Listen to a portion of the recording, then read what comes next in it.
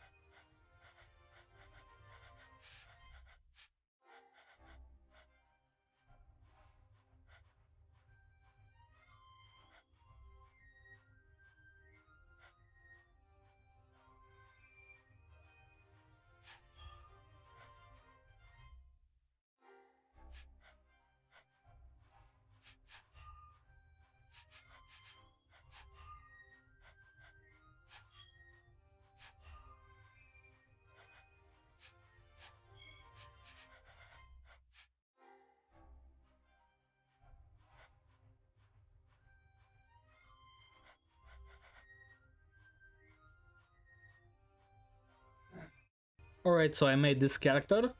You already know him, it's Feng Yuan.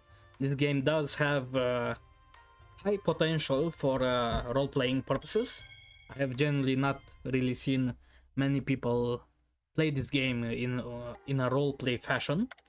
Therefore, I genuinely wish to do this myself. Uh, and naturally, I'm evil, power-hungry, self-centered, and I wanted to demonstrate to you some of the very interesting mechanics in this game, which are usually done through destinies or some other artifacts and other stuff. This one is called Soul River. River, yes, not river. Begin the game with a demonic sword. So, in other words, we're going to be a sword path cultivator. These are the soul paths, essentially. Martial arts and spirit root. So, in other words, you shoot stuff at people or you attack them with this stuff. Now these also matter in terms of resistances. These are not only damage done, and everything is modified by these raw numbers. The math is very simple actually, it's not really complex in the slightest. Similarly, here is health, energy, focus, luck. Luck I think is just a base modifier for finding stuff. Health I think is I don't even know what the hell health does.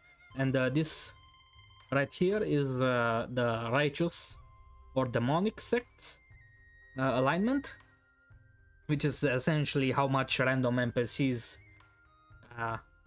depending on how much they lean towards one path of another or another, like you. Now with this, I essentially get a really cool sword, which gives me some unique mechanics that I will explain when we get into the game. And it's pretty damn cool. So anyway, let's begin. There is a slight story in the game.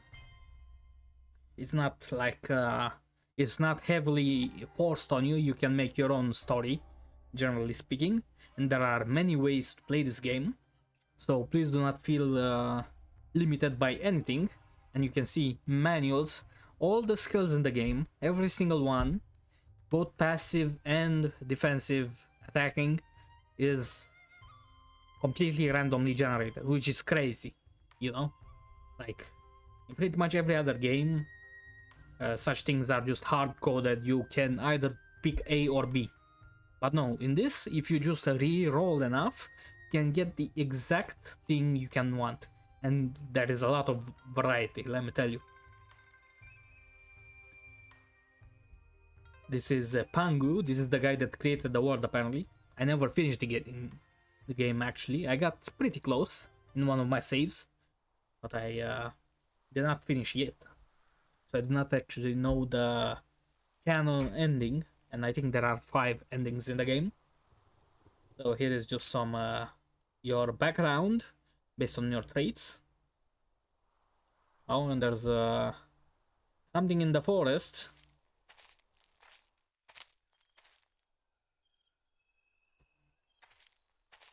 There's an old man. Where am I? We're playing Go, apparently.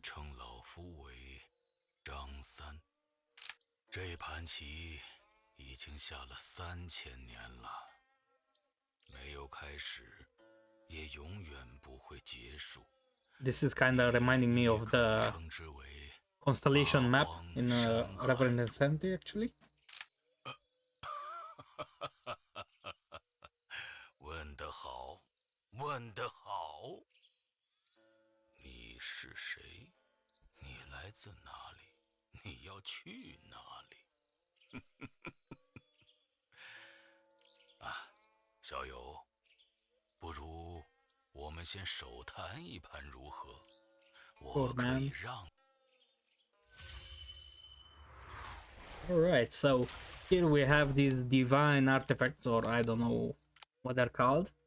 And this right away gives you 3 choices that will stay with you for the rest of the game. So even if you replay the exact same character from right from the beginning, you will actually have 3 different options of playstyle, if you will. Now this, the Eye of Providence, essentially I think can, if I remember right, yeah, it helps you see in other people's inventory. You can be a thief, in other words. It helps you gain insight. So it's information, and it allows you to escape when in danger. And you need spirit stones, so in other words, money to power it.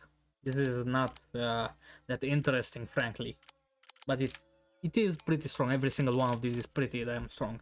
Now this mythical guard, first of all, gives you a free way out as long as it is constructed. So in other words, when you die, it breaks and it saves your life, after which it takes some time to be rebuilt.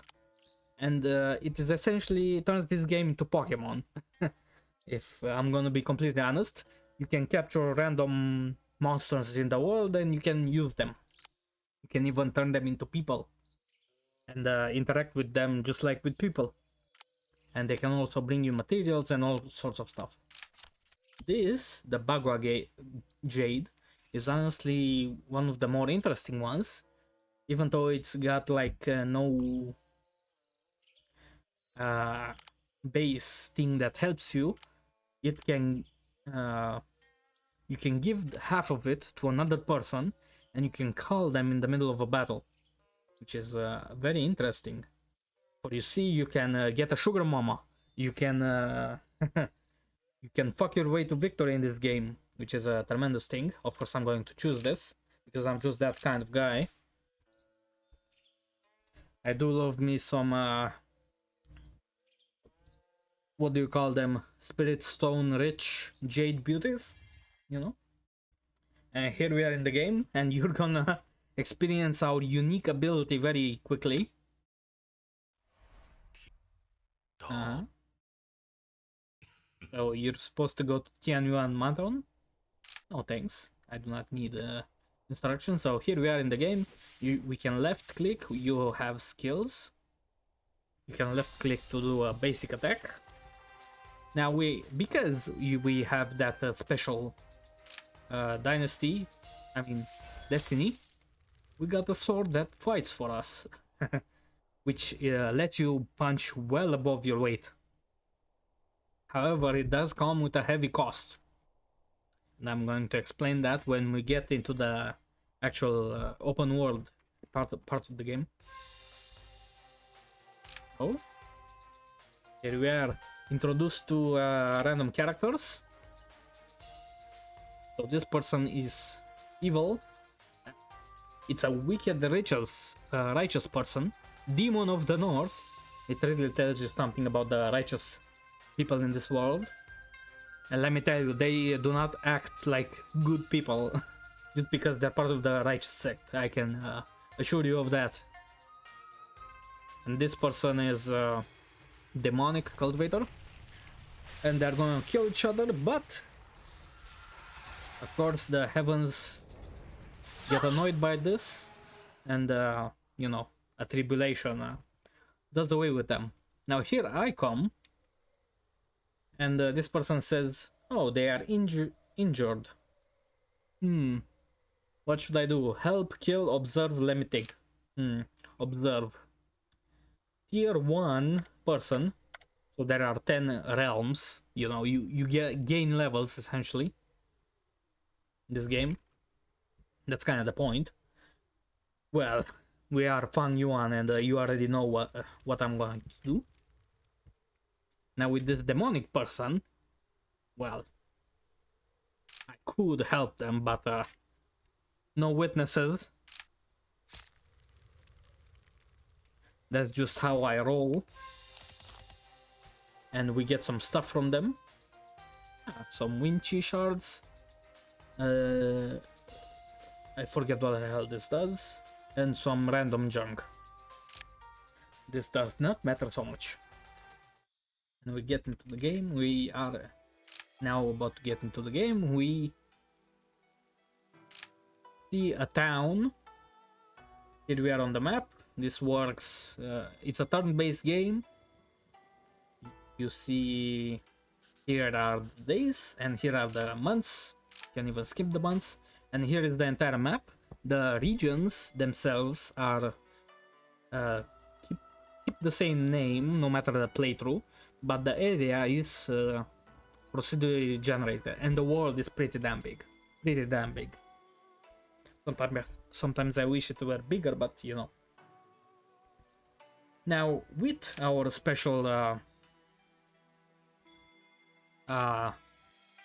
Soul River Destiny, we are actually a bit special in that, well, we get this massive boost simply by having this thing, but it does not come without a cost. Every 3 months we need to feed it a soul, which is a very interesting playthrough style. That is because when you kill a person in this game, it's not like CK2 where you can just kill everybody and nobody will give a shit because the AI is brain dead. No, in here their family, their superiors, their sect, their friends, they will come and kill you within a month. So you better know who to piss off, and you need to do it secretly, because if people find out, you know, that you have this, everybody will want to kill you, and I mean everybody. And thankfully though, when we feed it souls, it will increase attack up to 50, which, considering that we have a 20 base attack, it is a massive boost, especially in the beginning. Anyway, Oh, we find a chest, and this is how generally events happen. I got some creation elixir, which lets you re-roll when you advance, and the amount that I cannot use yet. And here are the advancement stages.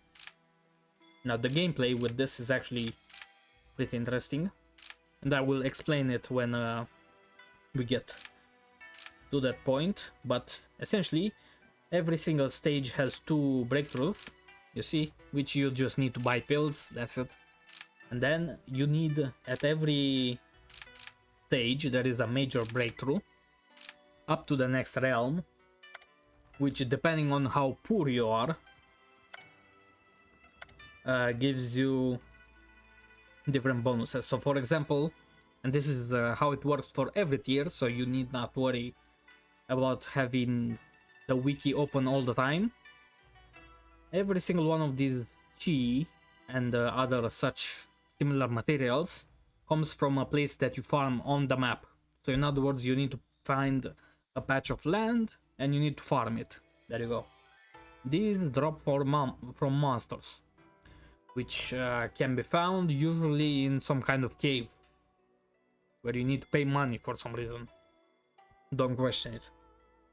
And depending on which you have, they give you these exact specific raw base stats to your character. So the more you put in, the more you get. If you want to be a cheap ass and you do a low tier breakthrough, you will be a dogshit tier transcendent, you know, cultivator. So keep that in mind. Anyway, let's proceed. Oh, look at this, a cave. A demonic aura.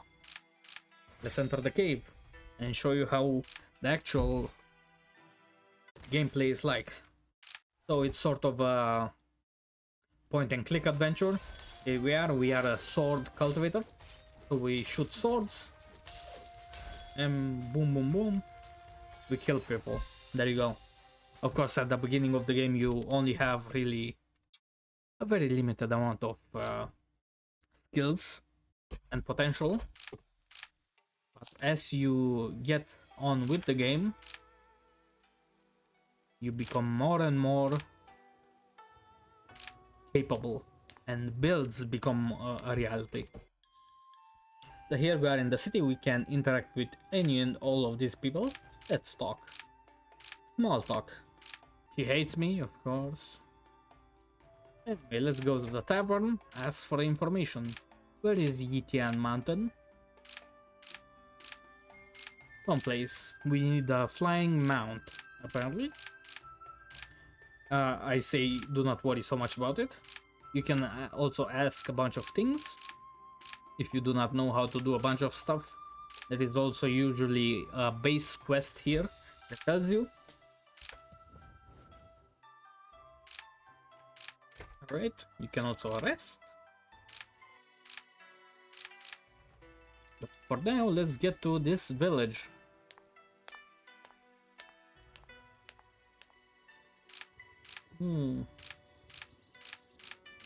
So this old man wants to move a mountain.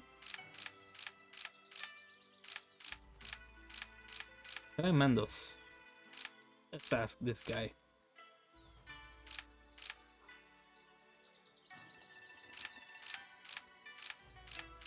That is a barrier.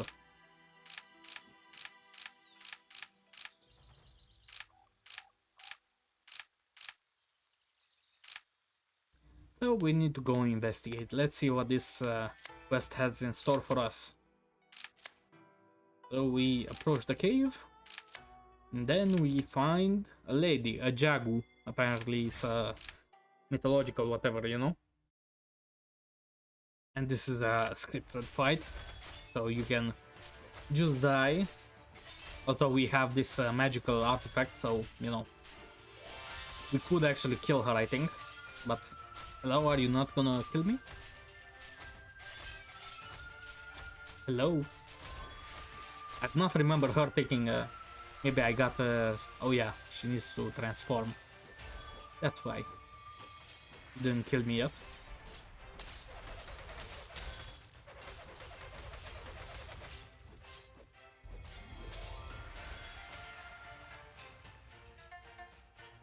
And she thankfully does not kill me.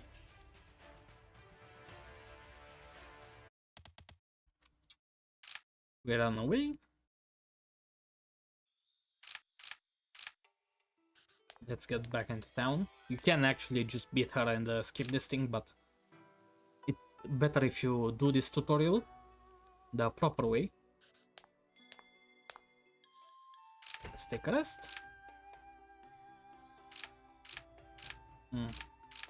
Let's train, they say.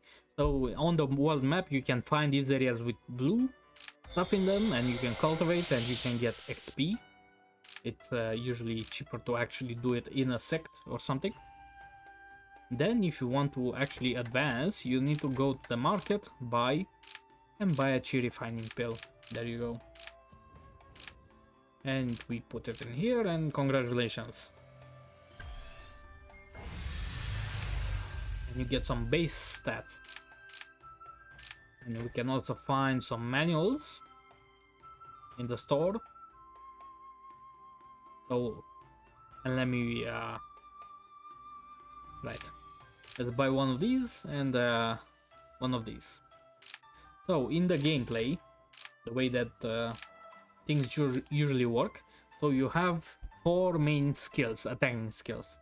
This is a left click, which just shoots stuff out. This is a right click, which is kind of a bomb. This is the motion skill, which you press space and you move fast and damage stuff. Each of these has unique traits to them. And this is the ultimate skill, and you know, you ult. Similarly, this is the mind skills, which are passive bonuses, essentially. And these can have a range of different behaviors. Let's learn them. They cost money and time, which especially with bigger skills costs. The cost is severe, and it can be one of your main bottlenecks in cultivation, or at least in powering up, not necessarily cultivation. So here you are, you just hold the left click and you get all those things. And here we are, it drops your mood, but that's fine. And just like this, we passed 2 months actually in the game.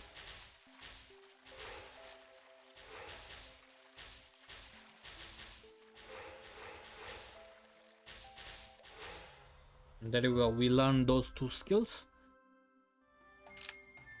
Now, just because you learn them doesn't mean that they are particularly good.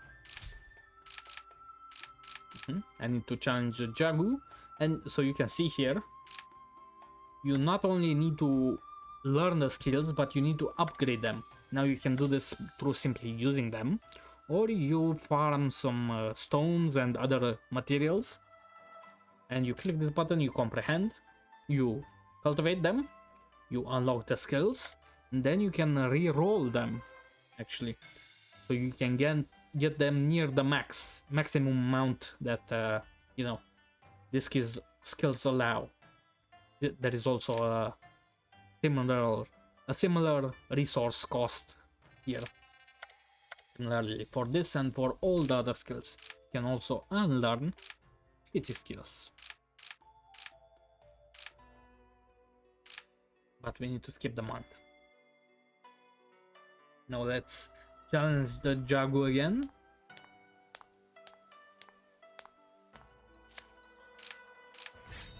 Yes. Now we have a couple of options. Let's see. Oh, she's already ulting.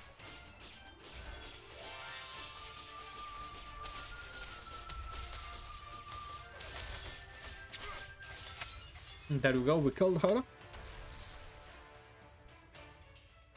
Now we get the choice. Are we going to be nice people and question her?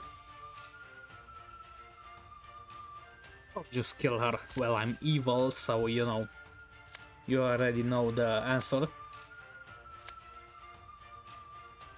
And then apparently the mountains part. So she has essentially been holding the mountains together. I don't know. You can see our skills are leveling up because of that. Here we are. And now we can actually leave this area and enter the real world. Now there is also an additional quest here, which I'm gonna do. If you go, after you finish that quest, if you go into town, you go to the tavern and ask for information about spirit stones, you can get another quest. Let me also rest. There you go. Let's see what's here. There is some bandits captured the person. We negotiate. We let the girl go. Let's ask for details.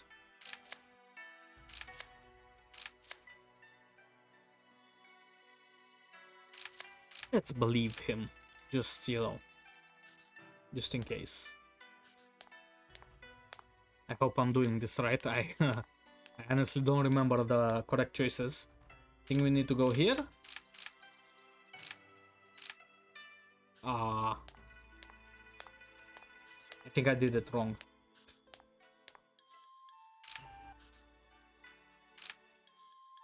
Do I need to ask here as well? I forget the...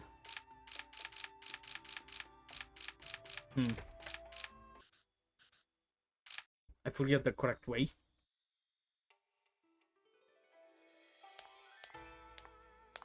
Let's kill this bambuki while we are at it. Let me show you what the usual mob map looks like. So you got some basic ass monsters that you're gonna, you know, they're just gonna drain your energy and stuff. By the way, this is how that stuff is used for the energy is used for the right click motion and ultimate. The left click is free, and the focus, I think, is usually used for special moves and stuff that you do as a character. There you go. Yeah, I think we actually need to... There is some stuff to explore even in here, I think. No. Anyway, we can venture up now. We can even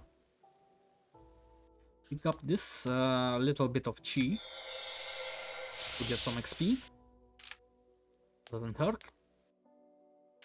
Oh, there's a road from here. These little things tell you where things are. Let's see. So there is a dragon sect, dominant dragon sect. Okay. There's a town there, pretty far. And another town. Fantastic. Let's go to the sect first. So these sects are actually pretty damn important. They are a major way. You can go fully without them in an entire game. However, they are a major help towards your cultivation. There's an event here. Let's fish in the river. Nothing happened. And there is a mountain here. I've actually never seen this. Again, the world is procedurally generated, so... Oh, sunny. Oh, somebody is shooting arrows at me. Please help me. Sure, let's help her. Oh, and we find a motion skill and a mount, which gives me movement speed. You will not have your way. I'm going to oppose Hoi. Here he is. For some reason in giant form. I missed with my skill. You do get better range at higher levels, and I'm used to that.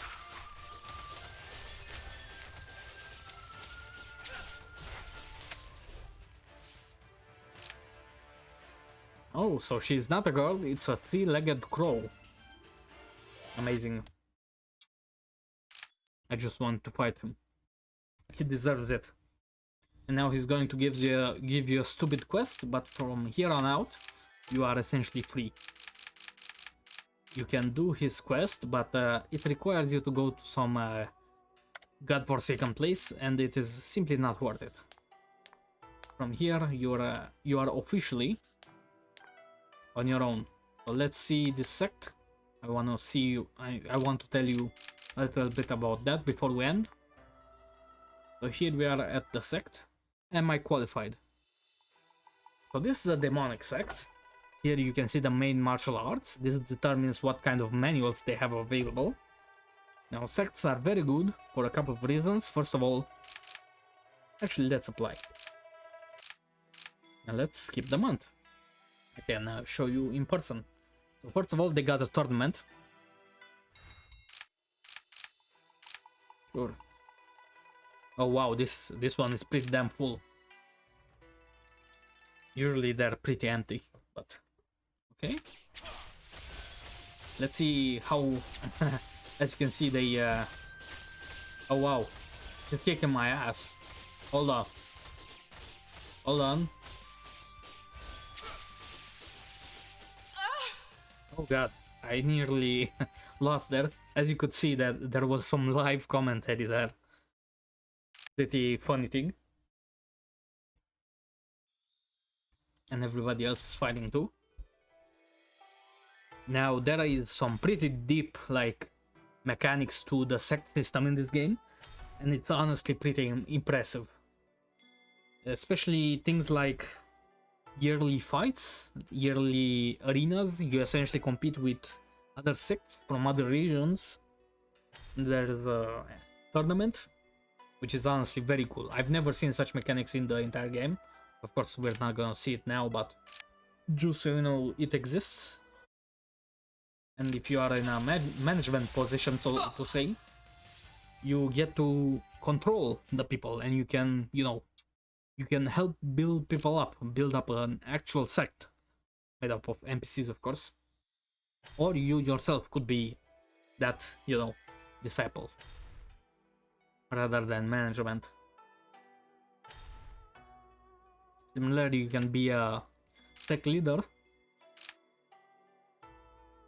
Any of them? None of them are rank 2, so it's perfectly fine. I think we're gonna win this.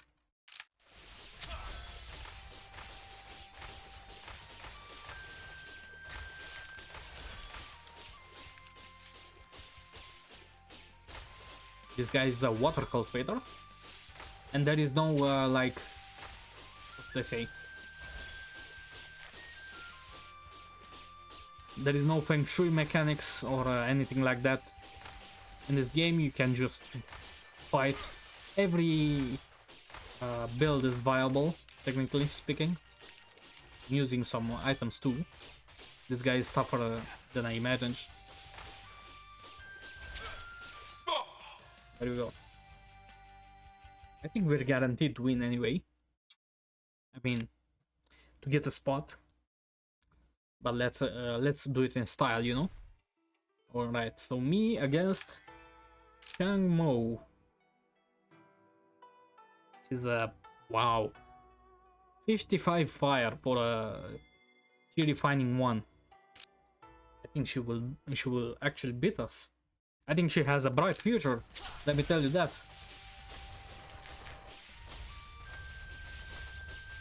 Unfortunately, that oh, is she the girl from the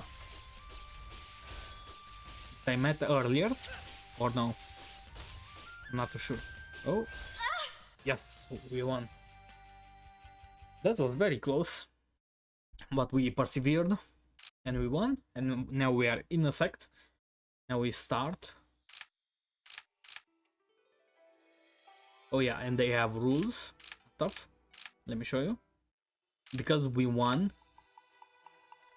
Oh, nice. Because we won, now a bunch of people actually like us. Here you can see this little hearts indicates how much they like you. People like this have they have something wrong with them anyway. So these main arts are the main thing that determines what skills you receive here. If you are the main sect leader, you can actually change them, as you can see, and the rarities go up based on their color. So in other words, the red skills are the most powerful, blue skills or no, white skills are the least powerful, right? And you're not gonna get too many of these red skills, so you better make them count.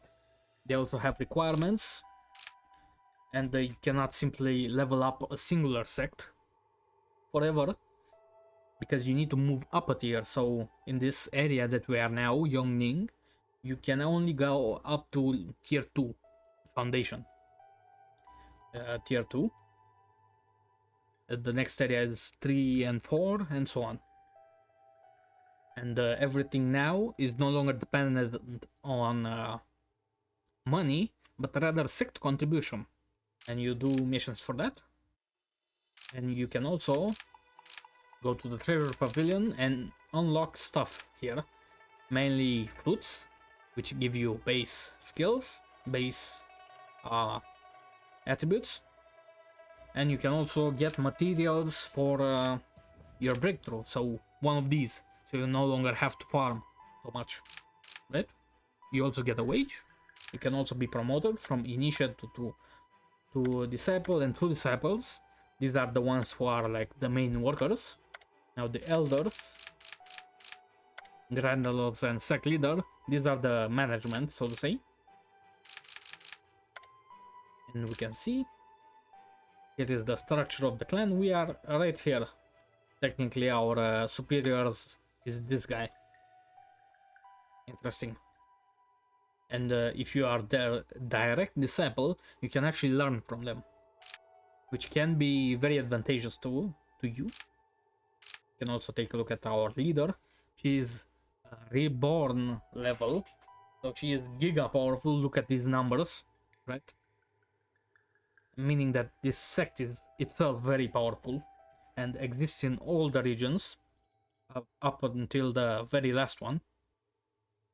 She's actually somewhat weak for a person at that tier, but you know, let's not say that to her. And there is a territory system, there is a prestige, stability, resources.